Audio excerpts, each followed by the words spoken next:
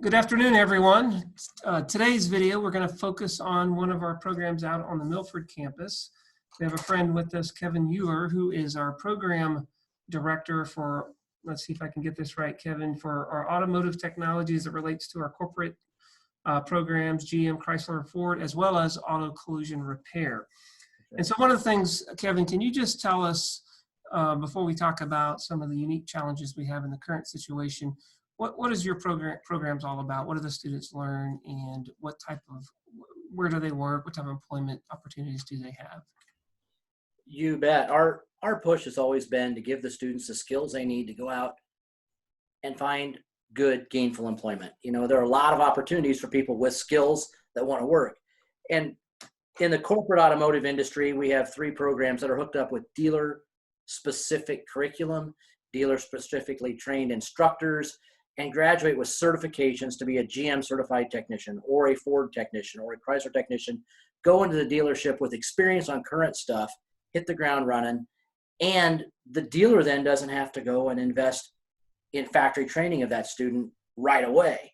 So that's kind of a win-win. Now the auto collision is similar but different. Our students out of collision graduate with what we call ICAR certifications. ICAR is an aftermarket independent industry that certifies repairs in the auto collision industry. Those students are going to go out, some to a dealership, but more to an independent aftermarket and deal with the collision repair side of stuff. Again, if you've got a skill and the desire to work, the opportunities are abundant, job opportunities are abundant, just a little different focus of what those students are trying to do when they start. Kevin, what kind of feedback do you get from employers when they have our graduates come to them, from our those programs out in Milford in relationship to your area? What type of feedback do you get about the preparedness of our graduates? You know, we've always heard that our students are very well prepared in large part because of practical hands-on lab experience. It's not just book, it's not just theory, it's a combination of all of the above. And that's a huge thing. The other thing we hear a lot of is that there are lots of vacancies in these positions. The average age of the technician is in the mid-50s, and the skilled workforce that's coming in is barely keeping up with attrition. So as things get more and more complex, those that have those skill sets are in high demand, and our employers realize that.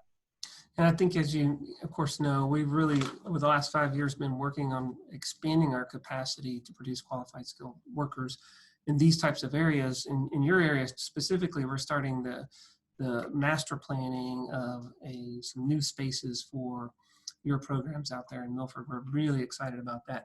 Let's talk a little bit about your transition during this unusual. I know you're such a positive guy. I know you went into this going, okay, well, here are my lemons. Let's make some lemonade. So how are we doing out there in your programs making this transition to a virtual environment the last few weeks of the semester? You know, this is something that 6 months ago, everybody said there's no way this could work. People were afraid of it. And now we're finding out that, there are a lot of good opportunities about it. There are several trains of thought. One thing we have found, and especially with our corporate programs, with General Motors, with Ford, and with Chrysler, where the students have cooperative education in a dealership. And I've interacted with our program directors in John Deere that are very similar. Because we have that background and we have those relationships, we can send these students out, and in all honesty, many of these students are now able to work, make some income, work part-time, get some hands-on experience while they're taking online classes at night. Most of what we're doing has been 1 or 2 Zoom meetings a week.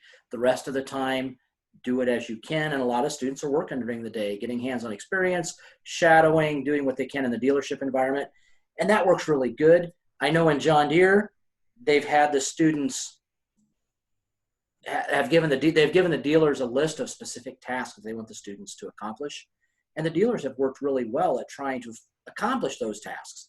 And so the students are documenting it through a PowerPoint weekly with pictures of things that they've done, and they send back and document that we have done these tasks, and here's some pictures to show it. That's been really good. Auto collision's been a little different. What we've done to shift there is ICAR, which is a sanctioning body that credentials our students, has a lot of online training. And so we've shifted to some of the online training that got interspersed over a 2-year program. Now we're doing a lot of that now to help free up lab time when we do have a chance to be on campus. It's just a matter of changing the order of things a little bit and just being fluid with it. I think it seems like for me personally, what's worked best has been classes that the students could do at their own pace. You know, you have these goals to meet this week. Some do it daily, some do it all at one shot, some do it in the morning, some do it at lunch, some do it at night. And that seemed to give them the flexibility so that they could gain that work experience. You know, I think one of the things, Kevin, that, you know, it's great that we're innovating and creating and discovering when we have this adversity, but I think it's also a great reminder why our programs are so special and so important, because we have that high contact. And while we're going to figure this out, we're going to get through it, it really helps us understand and reflect that, you know, that being in that high touch interactive environment right there with the students is so important. And while this has been great, when we learn new things, it also reminds us, you know, why that's so special. And I think that it's always good to have a reminder. So Kevin, before we wrap things up, you've been great. What else, any messages you have for our students, for your colleagues at SCC, anything you want to add? You know what? I work with some of the greatest technical minds and skilled people anywhere. And we're very fortunate to have that. And the fact that they care for the students is huge. I think it's a message that we need to get out. You know, we have people that are skilled, that are passionate, and that care about an industry that has a whole bunch of open seats in it. You know, what a great opportunity for young people to consider that they may not necessarily. So, and I think, Kevin, I've been saying in some of these videos that we're going to see a bit of a reset in higher education depending on the sector. And I think the community college is a sector that's going to be positioned to really try to help with these opportunities. There's going to be a lot of unemployed folks that are going to need some training. There are students that might be rethinking what type of program they go into, because your programs, as well as all of our career technical programs, are somewhat pandemic proof. The car doesn't understand there's a virus going on. You know, it needs to be prepared and taken care of. Health sciences, IT, and so forth. There's just a lot of programs that maybe parents are maybe thinking, well, maybe we ought to try something a little different. And then, of course, there's affordability. If you're a parent, you've been saving, all of a sudden, maybe you plan on your kid going to a 4-year school. Maybe now they go to the community college. So I think you're going to see some real strong increases in demand for your programs and others like it. Yeah, I agree. I think that and the sky's the limit. We see how many of our programs from A to Z, these students graduate and have a passion and get out in industry.